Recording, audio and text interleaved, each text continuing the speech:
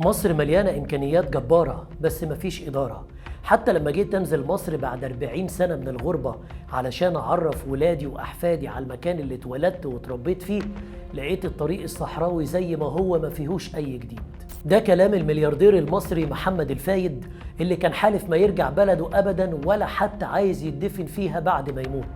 وكل ده سببه اللي حصل له من بداية حياته. الموضوع مع الفايد كان قديم جدا، لأن فترة الستينيات اللي بدأ فيها يبني نفسه ويكبر شغله كانت السلطة في مصر بتتدخل في كل كبيرة وصغيرة، علشان كده دخل معاهم في صراعات كتير، وده لأن الكبار ما كانوش سايبينه في حاله وعايزين يقسموه في البيزنس بتاعه. وفجأة لقى نفسه بيخسر كل حاجة وفلوسه بتتسحب منه، وبقى فيه طار كبير بايت بينه وبين ناس كتير من الكبار اللي في البلد. علشان كده قرر ياخد شنطته ويسافر، وحلف ما هيرجع مصر تاني، وما كانش بيكره حد في حياته قد جمال عبد الناصر، لدرجة انه بعد كده في اي حوار صحفي كان يعمله مع اي جريدة عالمية كان يحذر اي حد انه يروح يشتغل في مصر، وخصوصا لو كان مصري، لانك لو ما خدمتش النظام الحاكم ممكن في يوم وليلة تخسر كل حاجة زي ما حصل معايا. ولما استقر الفايد بعد كده مع الاجانب بالرغم من صعوبة التعامل معاهم، لكن ظهر عنده سبب جديد خلاه ما يشتغلش في مصر،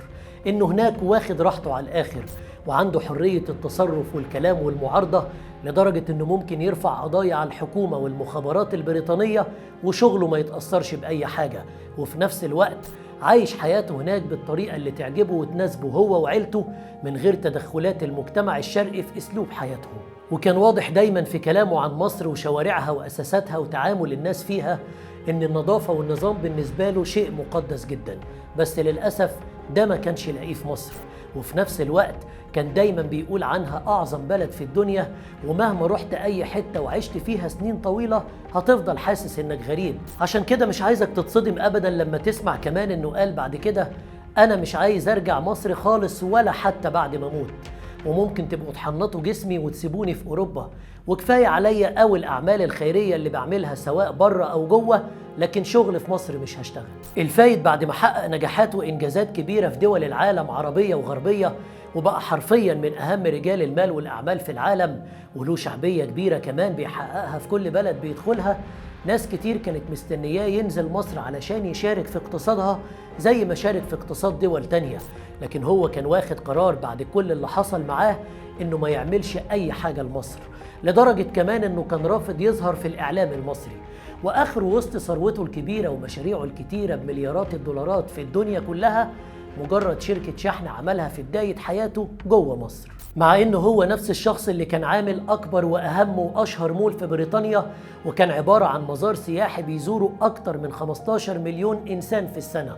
وبعد كده بيبيعوا في صفقة ناجحة جدا بمليارات الدولارات للعيلة الحاكمة في قطر. وفي وسط رحلته الطويلة اللي لف فيها العالم كله بمشاريع وإنجازات كبيرة، تقريبا ما نزلش مصر غير مرة واحدة بس في حياته، وكان في سن كبير، لكن ساعتها كان مقرر انه اعتزل البيزنس خلاص ومش هيركز غير في الأعمال الخيرية. وكان آخر كلامه للشباب المصري الطموح اللي عايز ينجح في أي حاجة: